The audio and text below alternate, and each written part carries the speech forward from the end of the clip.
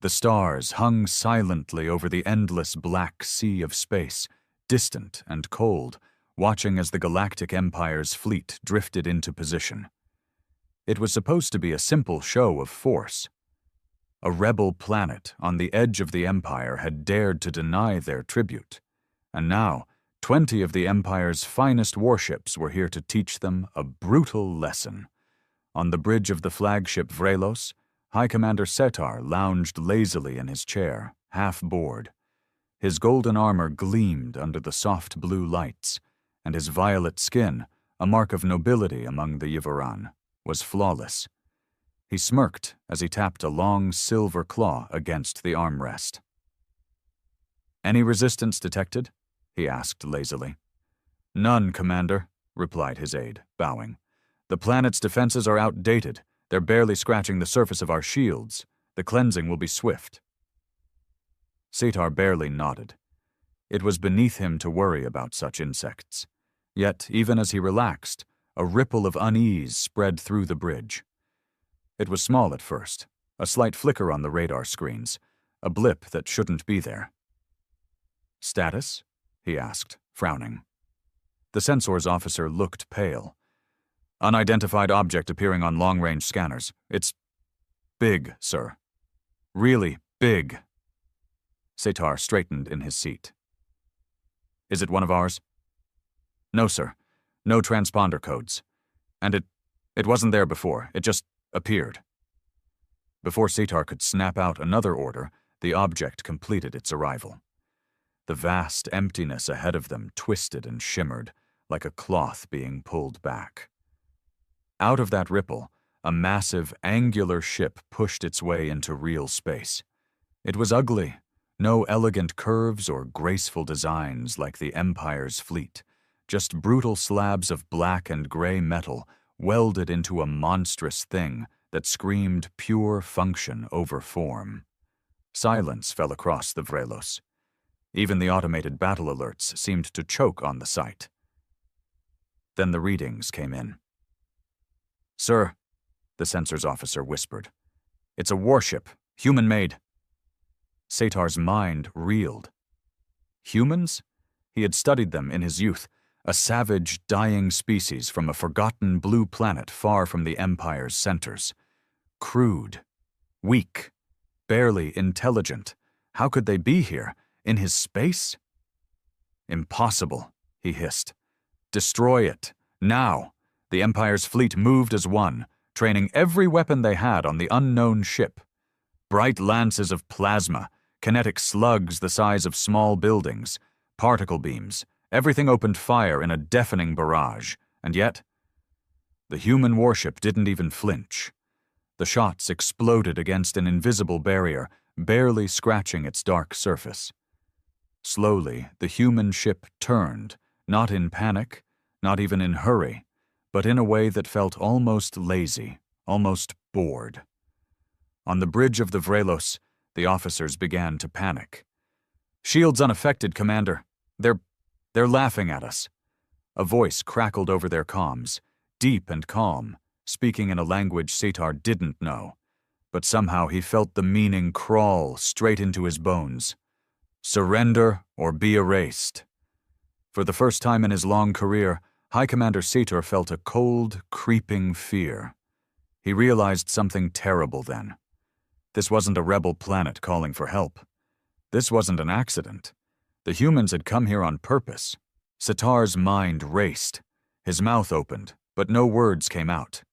Around him, the bridge officers were a mess, shouting over each other, fumbling at consoles, desperately trying to find a way to fight something that clearly wasn't playing by their rules. Another order barked out of his throat, more instinct than thought. "Full retreat. Form defensive pattern Theta 7. The fleet tried. Engines flared to life. The sleek Imperial warships pivoted and spun into their practiced retreat formation, shields overlapping, weapons ready to cover each other as they pulled back toward safer ground. It was textbook. Perfect. But the human ship moved faster. Without warning, it accelerated. No elegant burn of engines, No warning at all. It simply shifted, a sudden, brutal motion that felt more like teleportation than propulsion. One moment it was far away. The next, it was in the middle of the Imperial fleet. Then came the slaughter. Bright lines of light, not plasma, not anything they had ever seen, lanced out from hidden ports across the human ship's armor. Each beam picked a target with surgical precision. One by one, the Empire's proud ships exploded into clouds of fire and debris, like toys being smashed under an invisible hammer. Setar watched helplessly as his second-in-command's ship, the Jakarith, was sliced neatly in half. He barely even had time to scream before the communication feed from his ship cut out, replaced by static. On the bridge of the Vrelos, the temperature seemed to drop. Nobody moved. Nobody even breathed. The human ship spoke again, its voice steady, almost disappointed. "You were warned." Setar slammed his fist against the control panel. "Open a channel, now!" The comms officer scrambled, hands shaking so badly he could barely press the buttons. Somehow, a connection opened, a shaky, distorted image appearing on the bridge's main screen. The face that stared back at Setar was not what he expected. It was human, yes, but not savage, not primitive. The woman wore a simple black uniform, no decoration, no badges, just cold efficiency. Her eyes were sharp, calculating, and worst of all, she looked utterly calm, like this was just another day at work. "This is High Commander Sator of the Empire," he said, forcing his voice to stay firm. "You are in Imperial territory. Identify yourself." The human woman tilted her head slightly, almost curious. "You first fired upon us," she said. "You attacked without provocation. Your laws mean nothing." "This is an act of war," Setar barked. "No," she said, almost kindly. "This is a reckoning." Behind her, Setar noticed other humans moving, calm, efficient, preparing something. His heart thudded harder against his ribs. "What do you want?" he asked, the words tasting like ash. The woman smiled, but it wasn't a smile of joy. It was pity, like she was looking at a creature too stupid to understand why it was about to die. "Nothing," she said. "We're just cleaning up a mess. You should have left Earth alone." Setar opened his mouth to protest. They hadn't touched Earth in centuries. But it didn't matter. He saw it in her eyes. This wasn't about negotiations. There would be no peace talks, no chance to surrender and survive. The human warship shifted again. Around it, tiny dark shapes spilled into space, drones, hundreds of them, spreading like a black mist across the stars. The Empire's command wasn't frozen anymore. They were about to be wiped out. The drones moved like a living creature, a massive school of dark metal sharks swimming through the void. Each one was small, barely the size of a fighter craft, but their movements were too coordinated, too perfect. There was no hesitation, no fear, no wasted motion. They knew exactly what they were doing. Setar's bridge crew broke completely. Officers abandoned their posts, some trying to run, even though there was nowhere to go. One threw off his headset and slammed his fist against the walls, screaming something about gods and death. Another curled up under a console, sobbing like a child. Setar felt a burning rage bubbling inside him, but it was hollow. Powerless. "Fire everything," he roared. "Target the drones, target the ship. I don't care, just fight." The Vrelos obeyed. Its cannons roared, the deck vibrated under the fury of its barrage. Brilliant beams of death speared into the swarm of drones, and missed. Or rather, it didn't matter even when they hit. The drones twisted and turned mid-flight, impossibly fast, weaving between the blasts. A few were destroyed, yes, but the swarm barely noticed. Within seconds, they were on the Empire's ships. The first drone latched onto the nearest cruiser, cutting into the hull with a light so bright it hurt to look at. The second followed. then 10 more. The ship struggled, shields flaring, but it was like trying to stop a hurricane with a bedsheet. Within moments, the cruiser's engines overloaded. A second later, the ship exploded, a brief, fiery funeral in the cold dark. Satar watched it happen, helpless. He slammed his fist again onto his console, shattering the screen. "This can't be happening," he muttered. "They're humans. They're supposed to be inferior." Nobody answered him. The woman's voice echoed again across the comms, calm and cold as winter. "You enslaved our people. You took our children. You thought we were broken." "We remember." Satar stumbled back a step, the words hitting him harder than any weapon. His memory flashed, unbidden to the old history scrolls, the ones nobody bothered reading anymore. A footnote about some backwater species that had rebelled centuries ago, easily crushed, forgotten like so many others. Their planet classified as burned and abandoned. Except they hadn't been crushed, they hadn't been forgotten, they had survived, and now they had come back. The Vrelos rocked hard, throwing Satar to the deck. Sirens wailed, the power flickered. He tasted blood in his mouth. "Report!" he barked, crawling back to his feet. The surviving officer, a young male barely out of cadet training, turned to him, his eyes wide with terror. "They've breached the lower decks! Intruders! Human soldiers! Boarding parties!" A deafening explosion cut him off. The deck beneath them buckled, metal screamed, a wall tore open, venting atmosphere, and 2 armored figures stepped through the breach. Humans, but not like the ones Satar remembered. These were giants, clad in bulky black armor that hummed with power. Their faces were hidden behind brutal helmets, and heavy weapons hung from their arms like extensions of their own bodies. One pointed straight at Satar. The last thing he saw before diving for cover was the barrel of a gun the size of a cannon, glowing bright with energy. And then, the blast hit the bridge like a hammer. The console next to Satar exploded into shards of burning metal, showering him with sparks. His armor saved his life, but the force still threw him across the room like a broken toy. He landed hard, the air knocked from his lungs, pain exploding through his ribs. Through watering eyes, he saw the humans step fully onto the bridge. No hesitation, no fear. They moved with mechanical precision, sweeping the room with their weapons. The first officer to react, a brave soul named Arvel, lunged at them with a plasma pistol, screaming in rage. He didn't even get close. A single shot from one of the humans caught him square in the chest. His armor folded inward like paper, and he crumpled silently to the floor, a thin line of smoke rising from the hole in his body. The bridge fell into total silence, except for the crackle of damaged electronics and the soft hum of the human soldiers' weapons. Satar tried to rise, but something was wrong with his leg.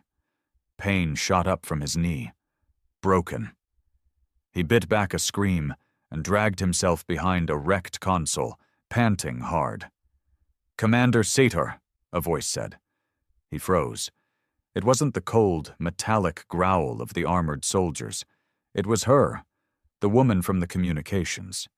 Her voice, clear and unhurried, now filled the ruined bridge. Satar forced himself to look up. A third figure stepped through the breach. Her. No helmet, no armor except a simple black uniform, though the faint shimmer around her suggested a personal shield of some kind.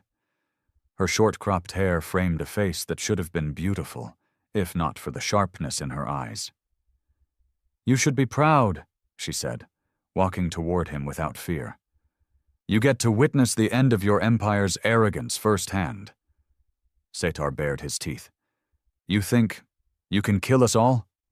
There will be reinforcements. You'll burn for this."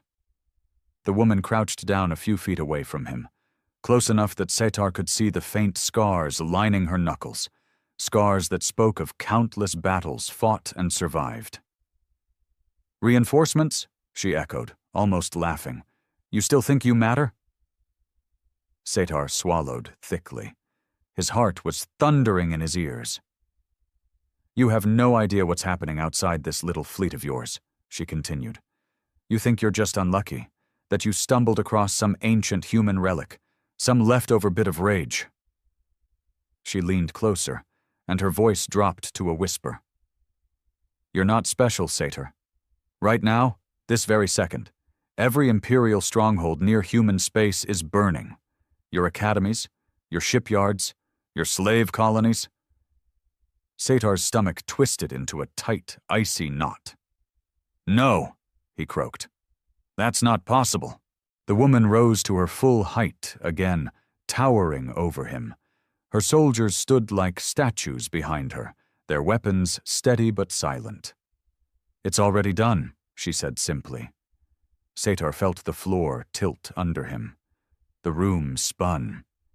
He thought about the thousands of Imperial citizens under his command, the beautiful cities built on the bones of 100 conquered worlds, the massive golden statues of the emperors that had stared down at him his entire life, promising eternal rule. Gone. All gone. He realized now, too late, that they had underestimated the humans not because of weakness, but because of pride.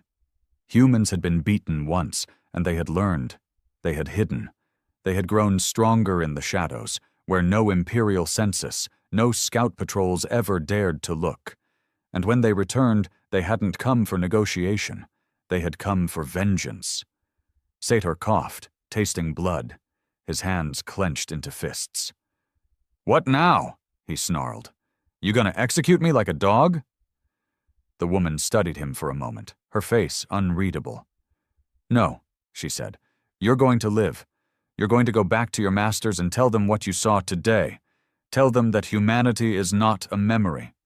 Tell them we are not your slaves, not your playthings." She turned her back on him casually, walking toward the breach again. "You will tell them," she said over her shoulder, "that the age of the Empire is over." Satar watched, helpless, as she and her soldiers stepped back into the void, vanishing into the swirling mass of drones that darkened the stars.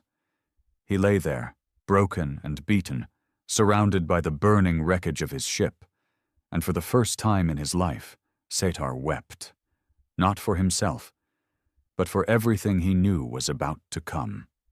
The Vrelos floated adrift, a shattered corpse among the ruins of what had once been the Empire's proud fleet. Fires smoldered inside the broken hull. The air was thick with smoke and the sharp, metallic tang of blood. Emergency klaxons still wailed uselessly, a sad echo in a ship with no hope left. Satar stumbled through the wreckage, dragging his useless leg behind him. His vision blurred, and every breath burned in his chest, but he forced himself onward. He had to survive.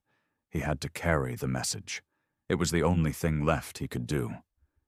The survivors, if there were any, needed a leader, someone to tell them that not all was lost, even if deep down he knew it was a lie. He reached the emergency hangar after what felt like an eternity.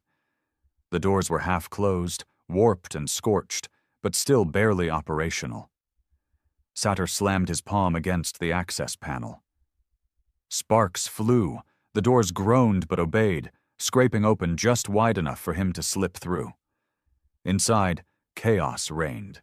Shuttles lay overturned or destroyed. A few soldiers and officers, maybe 24, huddled near one of the few functioning transports, patching wounds and trying not to look at the bodies littering the bay. Their armor was scorched, dented, and bloodied. Their eyes were hollow. When Satar limped into view, a murmur spread through them. They straightened a little, almost out of reflex, like broken statues remembering they had once been proud. "Commander!" one of them cried, rushing forward to support him. "You're alive!" "Alive," Satar rasped. "For now." The soldier, a young woman with half her face burned raw, helped him toward the shuttle. Satar collapsed inside, gasping. His body screamed in protest, but he clenched his teeth and ignored it. Pain was irrelevant now. "How many made it?" he asked. "Maybe 50 total, across all surviving vessels," she said grimly. "Most of the fleet. Gone." Satar closed his eyes for a moment, the weight of it settling on him like a mountain. "Get us out of here," he ordered. "Now." The transport shuddered as it lifted off. Through the cracked viewport, Satar saw the battlefield stretch out before them. What had been a grand armada hours ago was now just wreckage, broken ships, drifting bodies, shattered dreams. The human warship loomed in the distance, utterly unharmed, like a black tombstone floating above the Empire's grave. No pursuit came as they fled, no parting shots, no threats. The humans didn't need to. Their message had already been delivered loud and clear. As the shuttle cleared the wreckage field and slipped into faster-than-light travel, Satar allowed himself a moment of stillness. His mind spun, trying to grasp the scale of what he had seen. It was one thing to lose a battle. Armies fell, ships were destroyed. That was the nature of war. But this? This was something else. This was annihilation. He thought about the Empress, sitting in her golden throne room, surrounded by sycophants who fed her lies about how powerful and invincible the Empire was. How humans were nothing but an afterthought, a dead race rotting on the edge of the galaxy. They would not believe him. Not at first. He would be called a coward, a traitor. They would accuse him of fabricating some wild story to cover up his failure. But it wouldn't matter. Because soon, humanity wouldn't just be at their doorstep. They would be inside the Empire, tearing it apart from within. Satar opened his eyes and stared at the flickering star lines outside the viewport. Somewhere out there, humanity was moving. Quiet. Patient. Unstoppable. He wondered how many more fleets were already gone, how many more governors had already fallen under the silent, merciless hands of the humans. He thought about the woman, her scarred hands, her pitiless eyes. She hadn't hated him personally. There was no passion in her voice, no rage, just the cold certainty of a people who had been crushed once and had sworn never to be crushed again. Satar shivered. Not from the cold, but from the terrible understanding that had rooted itself deep in his soul. The humans didn't want conquest. They wanted justice. And nothing the Empire had built, not their ships, not their armies, not even their gods, could save them now. The shuttle rattled slightly as it neared the Empire's nearest listening post. Satar straightened his blood-stained uniform as best he could. His leg screamed in protest. His ribs felt like broken glass grinding with every breath. But he ignored it all. He had a message to deliver, and no matter how much they hated hearing it, they would listen. Or they, too, would burn. The listening post floated in space like a barnacle clinging to the side of a dying whale. A forgotten station, manned by the lowest-ranked officers in the Empire, a place where nothing ever happened and where nothing was supposed to. Today, that would change. Satar's shuttle docked with a bone-rattling thud. He was the first to limp out, flanked by the few surviving soldiers who could still walk. His armor was still scorched, his face drawn and pale, but he held himself upright by sheer force of will. Inside the station, confusion reigned. The dockmaster, a squat man with more chins than medals, bustled toward them, barking orders. "You can't just dock without clearance. Identify yourself immediately. Where's your authorization?" Satar didn't even slow down. He shoved the dockmaster aside with a snarl and marched straight toward the main command center, his soldiers scattering the few guards that tried to get in his way. It took minutes, long, agonizing minutes, but finally he stood before the station's main transmission console. He slapped a bloodied hand against the controls. "Priority 1 broadcast," he rasped. To Imperial Command, all channels. The comms officer, a nervous boy who couldn't have been more than 20, looked up, hesitating. But, sir, Priority 1 is only for confirmed extinction-level events or the death of... Satar grabbed him by the collar and dragged him close until their faces nearly touched. This is an extinction-level event, he growled. The boy paled and activated the channel without another word. The holographic transmitters sparked to life, connecting Satar directly to the Imperial War Council, a collection of admirals, governors, and lords, all lounging in their rich silks and polished armor, utterly unprepared for the sight that greeted them. Satar stood before them, bloody, burned, broken. Silence fell across the council chamber, heavy and uncomfortable. The Grand Admiral, a pompous old reptile named Vrax, was the first to recover. "Commander Satar," he sneered, "explain yourself. Why have you—" Satar cut him off with a snarl. "The human threat is real," he said, voice rough but steady. "We engaged an unknown human warship near the rebel sector. It annihilated our fleet." Murmurs rippled through the council.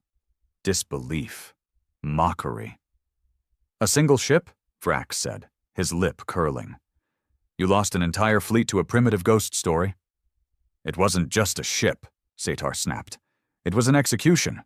They have technology we can't match, weapons we can't defend against. They wiped us out like we were nothing. And worse—" He paused, his fists clenching at his sides. "Worse, they are organized. They're not scattered savages. They're coordinated. They're coming for us." The Grand Admiral laughed. Actually laughed, a deep, wet chuckle that echoed off the marble pillars of the council chamber. "You expect us to believe fairy tales? That humans, of all creatures, could threaten the might of the Empire?" Satar took a step closer to the projector. "They are already burning your colonies," he said. "While you sit here fat and blind, your outer systems are falling. Your governors are dying in their beds. Your fleets are being carved up like prey." Another lord, more cautious, leaned forward. "Why didn't we detect their movements? Why wasn't there warning?" Satar's smile was grim and hollow. "Because they learned from us. They know how we think, how we fight. They know our patrol routes, our blind spots. They knew exactly when and where to strike." Disbelief warred with fear across the faces of the council. Vrax sneered again, but it was less certain now. "Suppose what you say is true," he said slowly. "Suppose these humans are rising. What would you have us do, Commander? Surrender? Bow before animals?" Satar straightened, despite the pain that racked his body. "No," he said coldly. "You fight, but not the way you're used to. Not with arrogance, not with speeches about destiny and bloodlines." He locked eyes with each member of the council. "You fight like animals yourselves. You adapt, you survive, or you die screaming." The silence that followed was heavier than any gunfire. The Empress herself, a towering woman draped in flowing gold robes, finally spoke, her voice calm but deadly. "Very well, Satar," she said. "If what you say is true, then humanity will remember what it means to challenge the Empire." Satar said nothing, because he already knew. It wasn't humanity that needed to remember. It was the Empire. And soon, they would. One way or another. The Empire moved fast after Satar's warning, faster than he had ever seen in his lifetime. War factories roared to life. New fleets were hammered together with brutal urgency. Old alliances were called in, and conscripts were dragged from their homes by the millions. But it didn't matter. The humans had already taken the initiative. They had spent decades, maybe centuries, preparing for this. By the time the first Imperial counteroffensive launched, the humans were already deep inside Imperial space. Planets that had never seen war in living memory were suddenly burning, their skies choked with smoke. Communications blacked out. Supply lines collapsed overnight. It wasn't a war. It was a dismantling. Piece by piece, world by world, the Empire was being taken apart. Sator stood aboard the bridge of a new ship, the Valakrith, hastily built, barely tested, and watched another report flicker across the holographic table. Another loss, another world gone. A junior officer ran up, pale and shaking. "Commander, they've hit Maver Prime. The 4th and 5th fleets, gone. No survivors."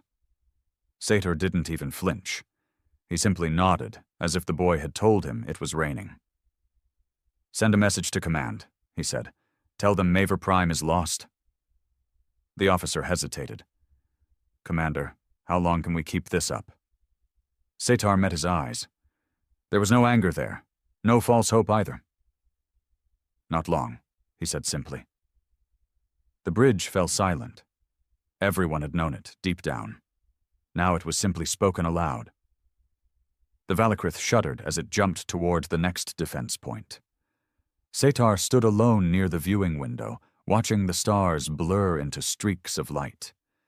He thought about the Empire, the way it had grown fat and complacent, drunk on its own lies, how it had ruled with iron fists and sharpened words, how it had crushed voices under its boots without ever looking down to see who they belonged to. And now all those ghosts had come back. Humanity had risen not just with weapons, but with memory. A memory of every insult, every injustice, every forgotten corpse buried under imperial cities. Sator could almost feel them now, moving through the darkness, patient and unstoppable, a tide that could not be reasoned with or bribed. They didn't want to rule the Empire. They wanted to tear it down brick by bloody brick, and they were winning. The Valakrith snapped out of faster-than-light travel, and the defensive line came into view, or what was left of it. Charred wreckage floated in the blackness. Burning ships spun aimlessly, their crews long dead. The humans were there, waiting. This time it wasn't just one warship. Hundreds of human vessels hung in formation, not sleek and beautiful like the Empire's ships, but ugly, brutal, efficient. Their hulls were scarred and patched, covered in strange weapons and strange armor. Each one bore the mark of a different lost colony, different survivors, different kinds of vengeance. Sator's heart tightened. The humans had unified. They weren't scattered tribes anymore. They were a storm. The first human ship moved, a massive dreadnought shaped like a blade, and the Empire's remaining forces tried to hold.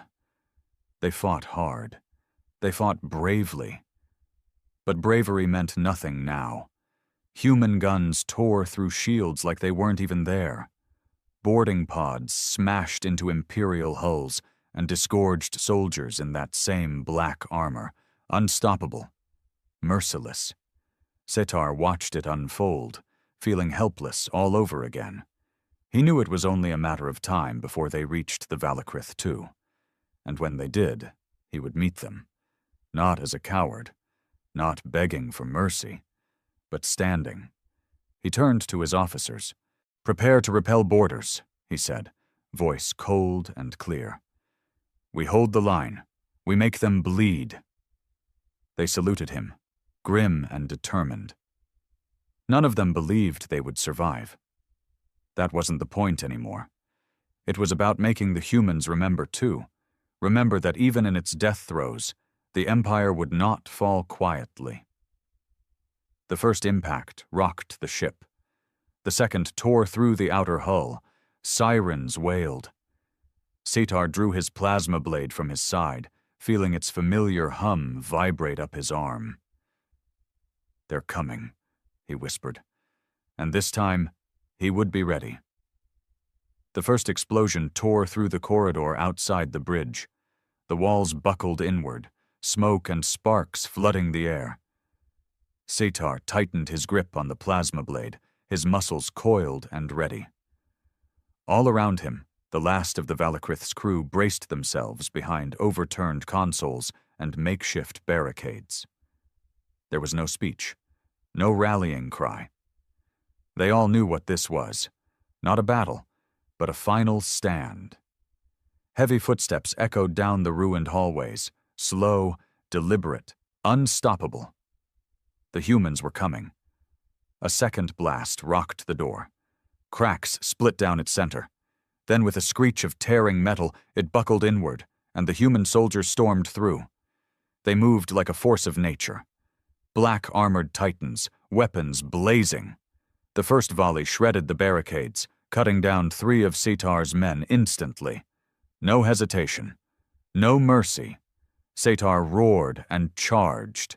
He met the first soldier head-on, swinging his blade in a brutal arc. It caught the human across the shoulder, sending up a shower of sparks as it bit into the armor. But the human didn't even stagger. He swung a massive fist into Setar's chest, sending him flying backward into the wall with a bone-crunching thud. Pain exploded through Setar's body. He forced himself up anyway, spitting blood onto the deck. Around him, the fight raged. His officers fought with a kind of desperate fury that made Setar's heart ache. Plasma pistols flared, blades clashed, blood, both violet and red, splattered the steel walls. But the humans fought like machines, like they had no fear of death. Every step forward was another life lost, every breath another meter of ground ceded. And still, they came.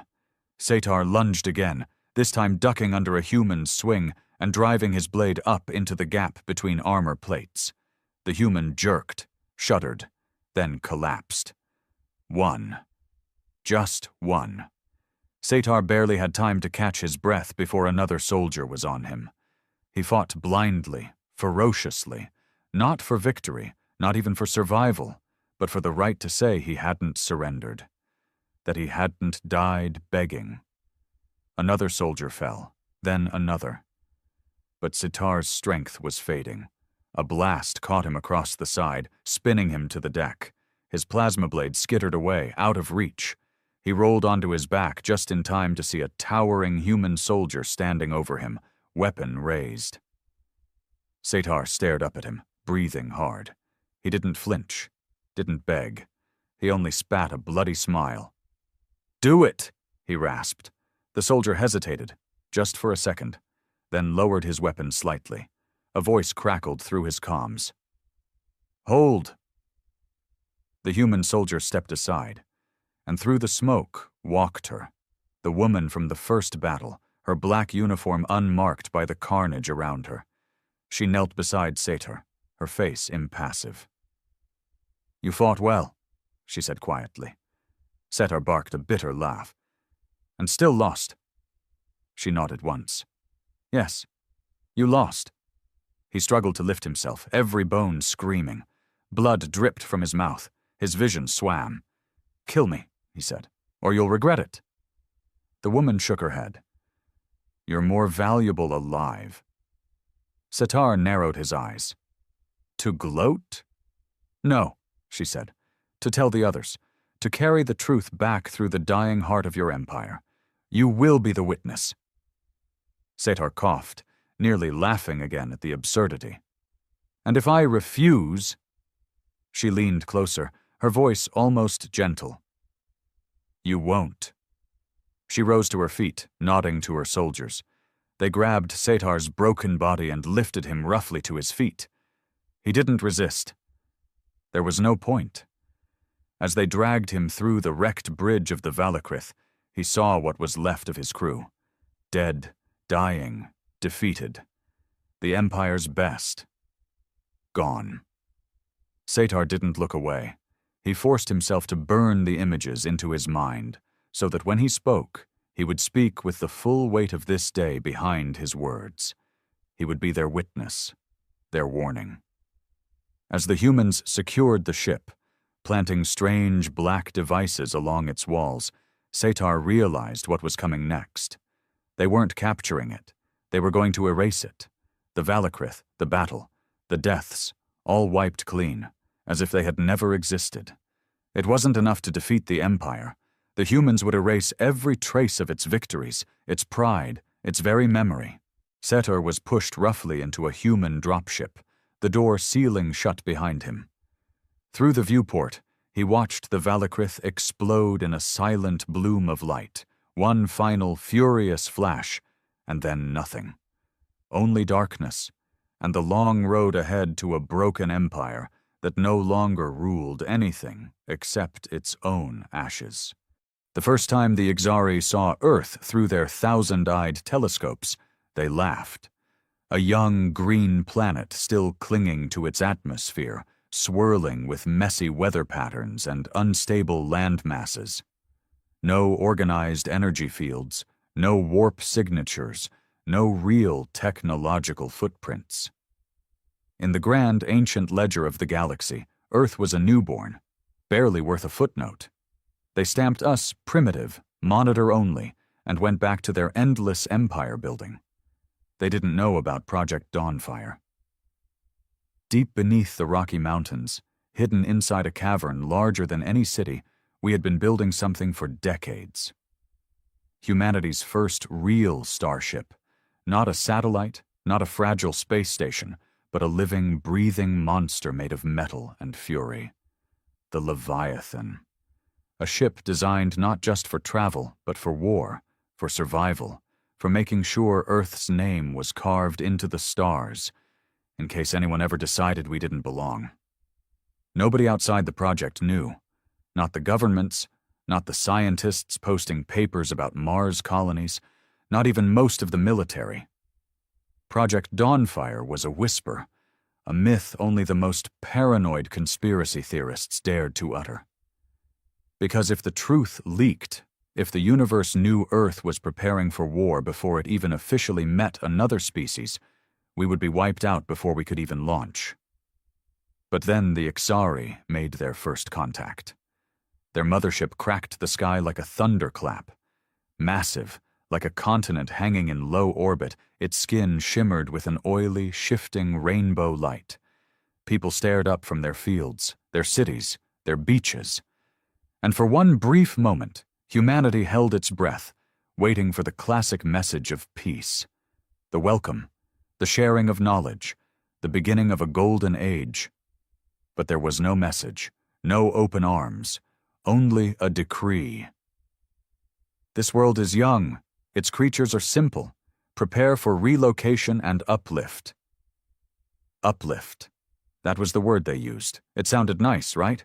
Like a hand reaching down from the heavens. In truth, it meant they would strip Earth of anything valuable, enslave or genetically enhance the survivors, and terraform the planet to better suit Ixari physiology. In other words, surrender or be erased. The nations panicked. Every world leader scrambled to their bunkers, their war rooms, their councils. Missiles were armed, fighter jets scrambled. A few brave souls even tried to broadcast peaceful responses, to negotiate, to plead. The Ixari didn't even answer. In 72 hours, the death squads started dropping. Small black craft that moved like sharks through water, targeting power plants, communication hubs, anything that kept humanity linked together. In another week, they predicted Earth's civilization would collapse into medieval chaos. In another month, we would be slaves. But they had made one colossal mistake. They thought Earth was young. They thought we were stupid. They thought we were easy. And they didn't know about Project Dawnfire. Deep under the Rockies, sirens screamed to life. Engineers, soldiers, pilots, the best of the best, the broken and brilliant, the ones who had given up families and names for this, scrambled into their stations. The giant fuel lines hissed as they detached. The launch protocols, never tested outside simulations, flashed green across screens. The Leviathan woke up, 50 football fields long, blacker than space itself, wrapped in armor grown from nanosteel and diamond lattices, powered by an engine that ate gravity itself and spat out fury. As the Ixari burned cities and shattered armies, the earth above the cavern cracked. A mountain collapsed inward, dust and fire spewing into the atmosphere, and through it, roaring with a sound that made the very air scream, the Leviathan rose, the first human starship. And it wasn't here to explore, it was here to fight. The Ixari had no idea. They thought Earth was young. They were about to find out how old war really was.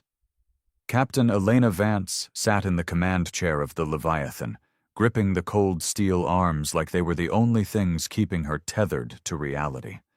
Around her, the bridge buzzed with frantic energy. Officers shouting telemetry, engineers calling out power surges, pilots syncing weapon systems that had only been tested in simulations. The Leviathan wasn't supposed to launch for another year. It wasn't ready. They weren't ready. But ready or not, the fight had come. "Status!" she barked over the chaos. Commander Ruiz, her second-in-command, swiveled in his seat. His face was pale, streaked with sweat. "Shields at 60%. Reactor stable but pushing limits. Primary weapons. Online. But we've got no targeting data on Ixari tech. It's all guesses." Elena clenched her teeth. Guesses. Humanity's first and maybe last shot at fighting back, and they were aiming blind.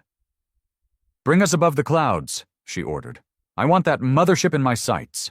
The Leviathan surged upward, punching through the debris-choked skies like a bullet. From the broken cities below, people stopped running, stopped screaming, and stared upward. Through the ash and smoke, they saw something they never expected. Hope. The Ixari mothership was waiting like a god in the upper atmosphere. When the Leviathan broke through, alarms must have triggered inside their sleek halls, because for the first time, they reacted. Fighters peeled away from their formation, tiny silver slivers darting towards the human ship. "Engagement in 10 seconds, Ruiz shouted. Elena stared at the holographic projection spinning in front of her. Tiny red dots swarmed toward their blue marker. Too many. Leviathan was built for survival, not for outrunning swarms. "Deploy the Hornets," she said, voice steady. Across the ship's spine, dozens of ports opened with a hiss. From each, miniature drones burst out, fast, vicious little things packed with more firepower than a tank. The first Ixari fighters dove toward the Leviathan, sleek and elegant. They were met by the human drones with a ferocity that made even the bridge crew flinch.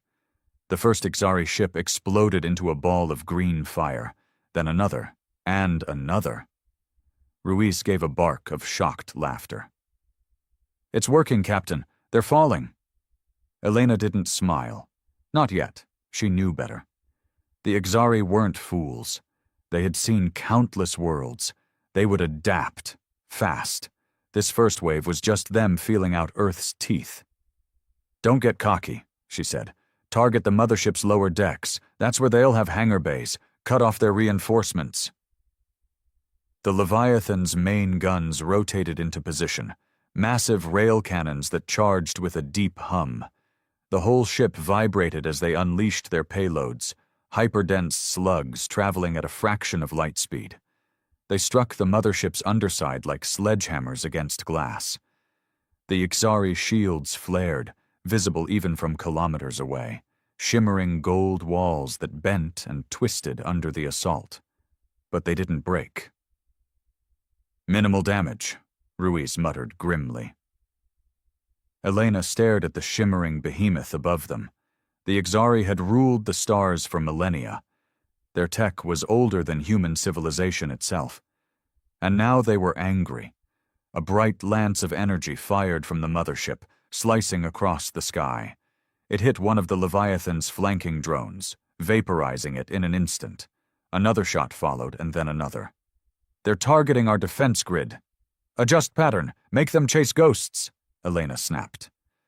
The drones shifted into erratic, weaving patterns, trying to confuse the targeting algorithms. It worked, for now, but the mothership itself was repositioning, and Elena could feel it in her bones. They were about to unleash something worse. We can't win a head-on fight, Ruiz said quietly. You know that. Elena did know. Every second they stayed up here, they were risking it all. Humanity's last hope could die before the rest of the planet even knew it existed. And yet, she stared at the impossible ship above them. No, not impossible. Vulnerable. Everything had a weakness, even gods. We're not here to win, Elena said, almost to herself. We're here to remind them who the hell we are. Ruiz looked at her, confused. Ram the Leviathan into their hangar bay, she ordered. Full speed. For a moment, silence ruled the bridge. No one spoke. No one even breathed. Then Ruiz grinned, that wild, reckless human grin that had scared Earth's enemies long before there were spaceships. Aye, Captain, he said. The Leviathan turned toward the heart of the Ixari mothership. Engines flared, hull plates locked into battle configuration. For the first time in thousands of years, the galaxy was about to remember. Humanity wasn't born to bow. The Leviathan roared toward the mothership like a thrown spear, its massive frame cutting through the upper atmosphere, shedding trails of burning air behind it. Elena could feel the vibrations through her boots, through the steel of the command chair, through the very air she breathed. Collision in 20 seconds, Ruiz barked, his hands flying over the controls. Around them, the bridge lights flickered as systems rerouted all available power into the engines and shields. Somewhere deep in the ship's gut, the reactor screamed in protest, but it didn't matter. This was it. The Ixari mothership responded at last, not with a retreat, not with diplomacy, but with pure, concentrated violence. Hundreds of energy turrets along its belly activated at once, lighting up the sky like a field of angry suns. Brace for incoming! Someone shouted. The first blast slammed into Leviathan's shields. The ship lurched violently, the floor tilting enough that officers stumbled and grabbed onto anything they could. A second blast followed, then a third. Elena tasted blood in her mouth where she'd bitten her tongue, but she didn't flinch. Hold steady, she yelled, her voice cutting through the chaos like a whip. The shields rippled, strained, and in some places, buckled. Warning alarms blared, hull breaches in lower decks, casualties pouring in through the comms. It was all happening so fast, and yet somehow in slow motion too, a nightmare that you couldn't wake up from. But still the Leviathan flew. 10 seconds. The target bay loomed ahead now, a gaping wound in the mothership's belly, big enough to swallow a dozen Leviathans. Fighters poured out of it, swarming to intercept, but it was too late. Elena watched them come and knew it wouldn't be enough. 5 seconds. Fire all remaining missiles, she ordered. Dozens of hatches along the Leviathan's hull snapped open. From each, a missile streaked out, leaving curling contrails behind them. They smashed into the bay's defense systems, turrets, energy barriers, anything that could have repelled them. Explosions bloomed like angry flowers. The bay was open, vulnerable. 2 seconds. Everyone on the bridge gritted their teeth, some muttering prayers, others just staring ahead with raw, furious defiance. Elena leaned forward, whispering under her breath. For Earth. Impact. The Leviathan smashed into the hangar bay at full force. The sound was something beyond sound, a bone-deep tremor that cracked steel and shattered glass. The bridge went dark for a heart-stopping second, emergency lights kicking in, red and harsh. The collision tore through the Ixari's internal defenses like a scythe. Fighters were crushed, docking stations exploded. The Leviathan carved a bloody, burning path deep into the enemy mothership's heart, tearing into decks that had never seen violence before. And then, the ship stopped. For a moment there was nothing but the groaning of twisted metal. Sparks rained from broken ceiling panels, Fires flickered in the corners of the bridge. Ruiz coughed, wiping blood from his forehead. We're inside. Elena stood up slowly. Her knees ached, her back screamed. But she didn't care. She stared at the tactical display, blinking through the static. They had done it. They had pierced the mothership's armor. But this wasn't victory. This was just the beginning. All hands, she called into the comms, her voice raw and steady. Prepare for boarding operations. Target critical systems. Life support, navigation, command hubs. Disable this ship from the inside out. Ruiz turned to her, a grim smile on his bloodied face. You're serious? You want to gut the whole thing? Elena returned the smile, a flash of teeth and rage. If they want to conquer Earth, they'll have to do it with a crippled ship and a bleeding empire. Outside the shattered windows of the bridge, the interior of the Ixari mothership stretched out, massive and alien, all glistening black corridors and strange living architecture. It was their world now, their battlefield. And humanity was done playing nice. The boarding crews suited up fast. No grand speeches, no standing at attention, just the quiet clatter of armor locking into place, weapons loading with heavy clicks, and grim faces hidden behind dark visors. These weren't soldiers trained for parades. These were the ones humanity called when the world was burning. Elena watched from the Leviathan's hangar as the first squads deployed. The boarding ramps slammed down hard onto the alien floor, echoing like war drums. Atmosphere rushed past them, mixing Earth's breathable air with the strange, sterile atmosphere of the Ixari ship.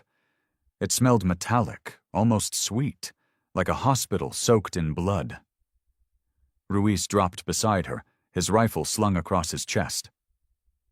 They're coming. As if summoned by his words, the first Ixari appeared, sleek and tall, moving like shadows cut free from walls. They didn't wear armor, they didn't need it. Their skin shimmered with organic plating, their eyes burning with cold blue fire. Weapons grew out of their arms, blades and cannons crafted from their own bone and flesh. The boarding teams didn't hesitate. They opened fire.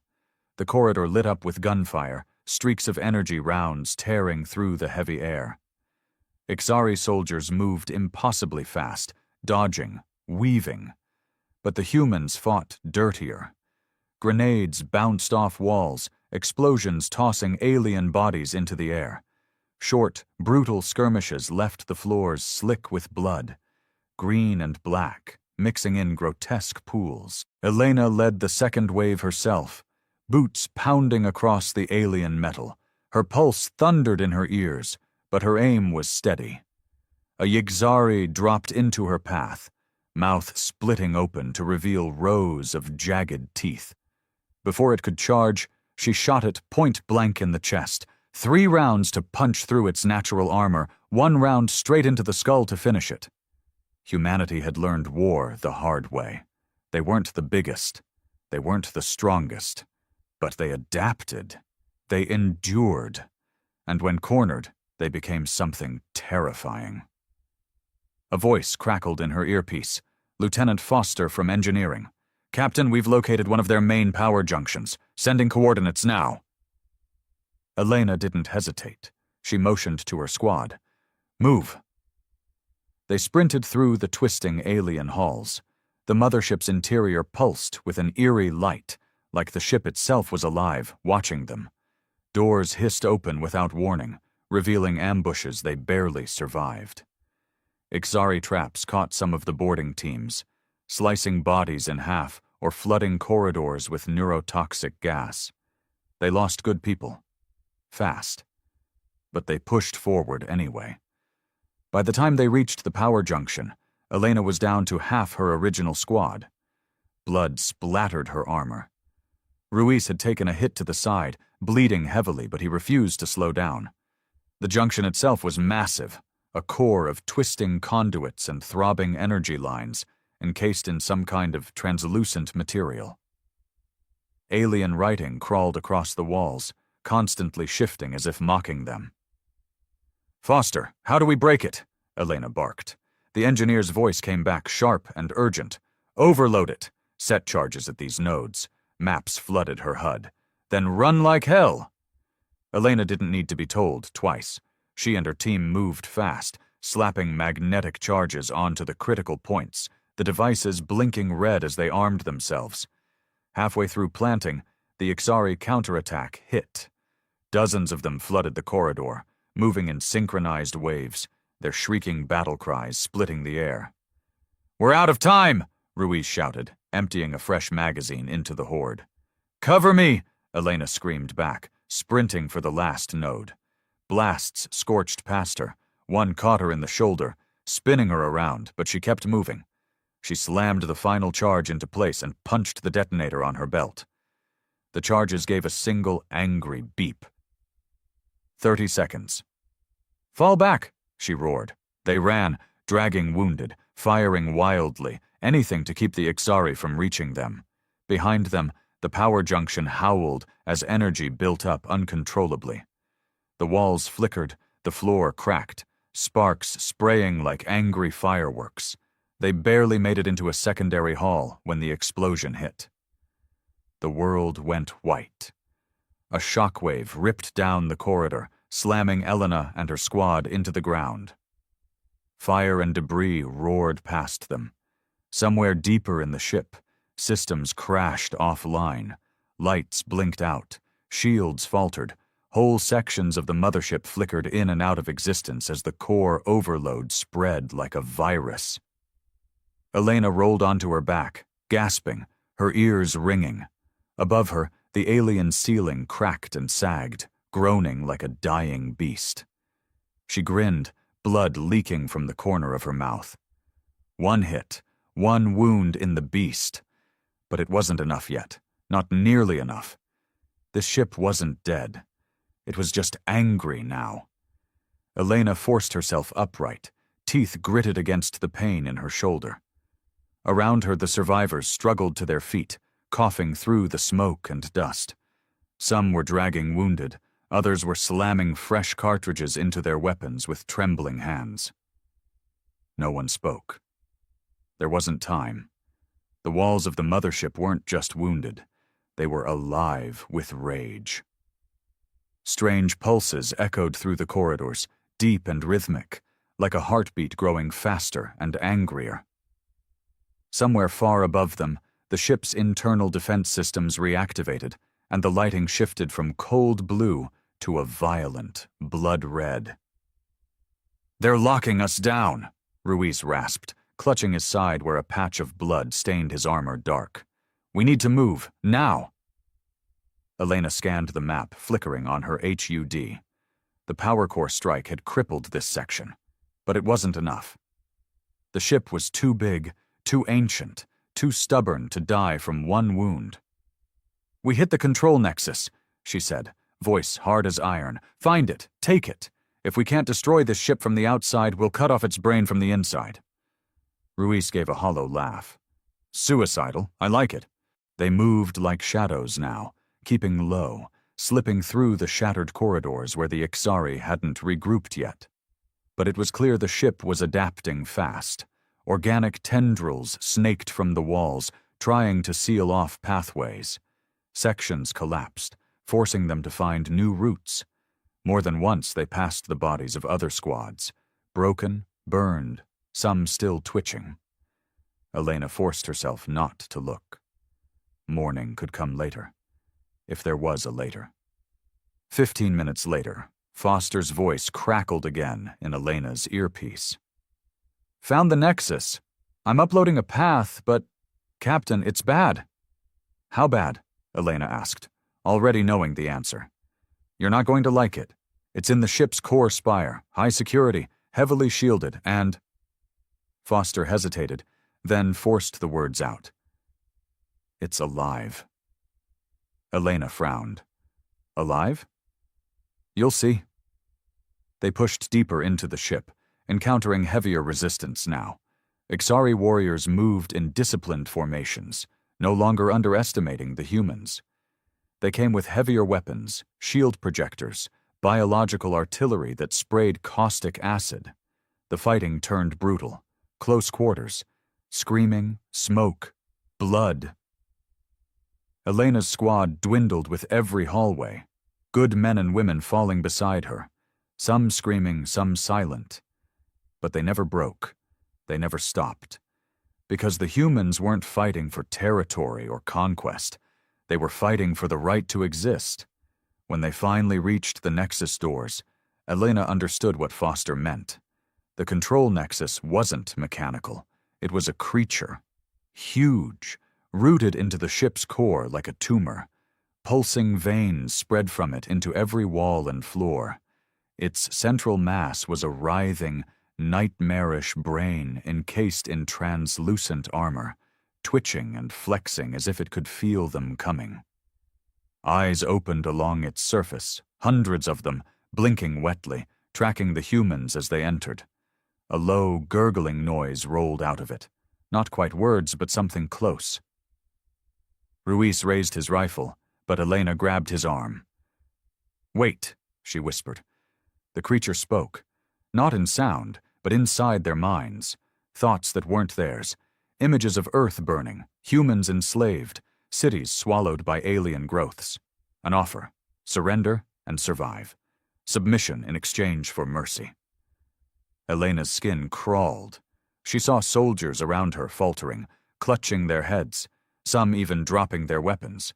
The thing was trying to break them without firing a shot. Typical. The Ixari never understood. Humanity didn't break. She lifted her pistol slowly, keeping her eyes locked on the creature's central mass. For a moment, she thought she could hear the voices of everyone who had fallen getting them here. Friends, soldiers, strangers, whispering in her blood, "Not yet, not ever." With a snarl, Elena fired the first shot. The bullet struck the creature's central eye. It screamed, not with sound, but through the entire ship, making the walls shake and shudder. The illusion broke. The soldiers rallied. They opened fire as one, pouring everything they had into the Nexus. The creature fought back. Tendrils lashed out, skewering one soldier, smashing another into a wall hard enough to break bones. Acid sprayed across the floor, sizzling into armor and flesh. But the humans didn't retreat. They closed ranks, moving forward, driven by fury, by desperation, by the one thing no Ixari had ever been able to replicate: human stubbornness. Elena emptied her magazine, then another, then grabbed a fallen soldier's weapon and kept firing. Finally, with a gut-churning screech, the Nexus shattered. The walls shook violently. Lights exploded. Sirens, real, mechanical sirens, wailed from deep within the mothership's broken guts. Elena stumbled as the floor tilted under her feet. The ship was dying. Really dying this time. Ruiz grabbed her arm, dragging her toward the exit. "We did it, Captain! We killed it!" Elena gasped, her throat raw. She looked back once at the burning remains of the Nexus and let herself feel a flicker of grim satisfaction. One monster down. An empire to go. The ship was collapsing around them. Every corridor bucked and twisted, throwing debris and alien wreckage in their path. Sections of the mothership tore themselves apart from the inside out, like the creature had lost control of its own body. Fires roared in strange colors, blue, green, and violet, casting jagged shadows across the crumbling halls. Elena ran, half-carrying Ruiz, who was barely keeping on his feet. The others stumbled behind, battered and bloodied but still moving. Survival wasn't guaranteed anymore. It was just a desperate gamble, and time was running out. "We have to get back to Leviathan," Ruiz shouted over the roar of distant explosions. "Path?" Elena snapped into her comms. Foster's voice was thin, crackling with static. "Corridor Delta 6, West Branch. It's the fastest way, but—" He hesitated. "But what, Foster?" "There's something coming. Big." Of course there was. There was always something bigger, something worse. Elena didn't even curse anymore. She just pushed harder, dragging Ruiz toward the branch Foster had marked. As they turned the corner, they saw it. A Ixari war form. It was like nothing they had faced before, taller than a tank, covered in writhing armor, multiple limbs armed with energy blades that pulsed hungrily. It looked freshly birthed, its surface still slick and steaming. The dying ship had summoned its final weapon to stop them from escaping. The warform let out a low, bone-shaking roar that rattled their teeth. Ruiz muttered, "You've got to be kidding me." Elena didn't hesitate. "Hold the line. Get the wounded moving. I'll buy us time." Ruiz's eyes widened. "Captain." "Go." She turned to face the beast alone, raising her battered rifle. Her shoulder screamed in agony, but she forced her body to obey. One more fight. One more step. One more second bought for the people behind her. The warform charged, impossibly fast for something so massive. Elena fired, short, controlled bursts, but the bullets bounced off its armor like pebbles. She dodged at the last second, feeling the air whip past her as one of its blade limbs slashed where her head had been. She rolled, came up firing, aimed for the joints, the eyes, the breathing vents, anything that looked vulnerable. The creature shrieked, swiping blindly, and Elena knew she had maybe seconds before it adjusted and finished her. Then, suddenly, gunfire erupted from behind her. Her squad, the survivors who hadn't fled, came roaring back down the corridor, firing everything they had into the warform's back. Grenades bounced off the walls. Energy blasts seared deep wounds into the monster's flesh. It stumbled, confused, its multiple heads snapping around. Elena didn't waste the chance. She yanked a grenade from her belt, primed it, and sprinted straight at the beast. It saw her. It lunged. She threw the grenade into its open mouth and dove away. The explosion was deafening. A wet, horrible sound followed as the warform collapsed, leaking glowing ichor across the floor. It twitched once, then lay still. Elena lay there for a second, gasping, blinking up at the ruined ceiling. Ruiz appeared over her, offering a bloody hand. "You're insane," he said, grinning wide and broken. She took his hand and pulled herself up. "Welcome to Earth." No more words. They ran. The corridors blurred past, broken, burning, disintegrating into nothingness. They barreled through collapsing halls, dodging falling beams and spraying coolant lines, their armor scalded and blackened. Ahead, finally they saw it, the breach where Leviathan's hull had smashed into the mothership. Home. The docking umbilical was broken, half-hanging, swinging dangerously with each tremor. Sparks rained from its shattered connectors. It wasn't just a jump anymore, it was a death trap. Elena stared at it, heart pounding. "One shot," she muttered. "We miss. We die." Ruiz looked at the broken bridge and shrugged. Hell, dying was always part of the plan. One by one the squad lined up. Some stumbled, bleeding heavily. Others clutched at cracked ribs and mangled arms. No one hesitated. Elena took a breath, timed the swing of the umbilical, and jumped. The gap yawned wide below her, showing glimpses of the shattered earth far, far below. Wind screamed past her ears. For one awful moment, she thought she wouldn't make it. And then her fingers caught the edge of the torn hatch, wrenching her shoulder so hard she nearly blacked out. Strong hands grabbed hers, dragging her inside. She tumbled onto the Leviathan's deck as the others followed, one after another, some missing and being caught by desperate hands, some slamming into the hull and scrabbling like drowning swimmers. But they made it, all of them. The second Ruiz's boots hit the deck, he slapped the comms panel. "Detonate the charges, full withdrawal, now!" From deep within Leviathan's systems, a signal pulsed out, a final goodbye to the wounded mothership they had left behind. And far behind them, The Ixari mothership began to tear itself apart from the inside, fire blooming through its core, shockwaves rolling across the sky. The Leviathan's engines screamed as they disengaged, pulling away into the bleeding atmosphere. Below, Earth still burned. The battle was far from over. But for the first time in a long, long time, humanity had struck first. And they weren't done yet. Not by a long shot.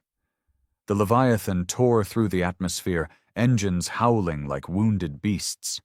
Smoke and fire streamed past the viewports, the sky a hellish blur of color. The mothership behind them was falling apart, pieces breaking off and raining down across the continents like a meteor storm. On the bridge, the crew worked frantically. Damage control teams scrambled to patch systems that had been barely holding together even before the boarding assault. Sparks rained from torn panels. Blood slicked the floor in places. People barked orders, swore, prayed. But no one quit. Elena sat slumped in the command chair, one arm hanging uselessly from her shattered shoulder. Ruiz leaned heavily against the railing beside her, his side wrapped in a makeshift bandage. They were a mess, but they were alive. "Status," she croaked. Her throat felt like it had been sanded raw by smoke and screaming. Lieutenant Foster's voice came from the engineering station, rough but steady. "Hull integrity at 30%. Shields down to scraps. Main reactor stable? Barely. Weapons? Maybe 60% functional." Elena let out a ragged breath. It wasn't good, but it was enough. "Where's the rest of the Ixari fleet?" she asked. Foster hesitated. "Most of the support vessels are retreating. Their chain of command's broken, but..." Elena's heart twisted. "But what?" "A second mothership is inbound." The bridge went quiet. Even the background alarms seemed to dim for a moment. Ruiz cursed softly under his breath. "Of course there's another one. Why wouldn't there be?" Elena gritted her teeth. They had wounded one giant, but this was no fairy tale. The galaxy wasn't going to roll over because Earth punched back once. "Time to arrival?" she asked. 2 hours, maybe less. 2 hours. 2 hours to regroup, to refuel, to figure out some insane way to survive what was coming next. She stared at the tactical map. Earth was a mess. Cities smoldered, communication grids were shattered, armies were scattered or broken. Humanity had struck a blow, sure, but the Ixari weren't beaten. They were furious, and Earth couldn't take another mothership falling on it. For the first time since the fighting began, doubt wormed its way into Elena's mind. Was this it? Had they bought a few hours of defiance only to die anyway? Ruiz must have seen the look in her eyes. He leaned closer, voice low. "We didn't come this far to die running, Captain." Elena looked at him, really looked, at the stubborn fire still burning in his battered face, the same fire she saw reflected in every exhausted, bloodied face around the bridge. Not today. Not ever. "Foster," she rasped, "how bad would it be if we overclocked the reactor?" The engineer blinked, stunned. Catastrophic. Maybe 5 minutes before a meltdown." Elena smiled, and it was a savage thing. "Good. I want you to start prepping it." Ruiz's eyes widened. "You're thinking of using the Leviathan as a bomb?" "Bigger than a bomb." Elena's voice sharpened. "If we can't beat them ship to ship, we're going to punch through them like we punched through the first mothership, straight through, right into their guts." The bridge was silent, every set of eyes turning to her. "Humanity doesn't go quietly," she said. "We're not surrendering Earth. Not today, not tomorrow, not ever." Slowly, one by one, the crew nodded. Broken and bleeding and smiling the kind of smile that terrified empires. The Leviathan turned its broken, burning body back toward the sky. Engines flared, and the battered ship clawed its way higher, higher into the black. Above them, the second Ixari mothership loomed, vast, gleaming, untouched by battle. A titan sent to crush the last of Earth's resistance. It was about to meet something it had never faced before, a human ship, flying not for survival, but for vengeance. "Course plotted, Captain," Foster said. His voice shook, but not from fear, from adrenaline, from rage, from hope. Elena gripped the armrest, knuckles white. "Punch it!" The Leviathan shot upward like a spear of burning defiance. Humanity's last weapon, humanity's last chance, humanity's last word. And they were going to make sure the galaxy never forgot it. The stars blurred around the Leviathan as it roared into the void, battered engines bleeding fire. The ship shuddered violently with every kilometer gained, but it didn't slow. It couldn't. Ahead of them, the second Ixari mothership grew larger and larger on the display.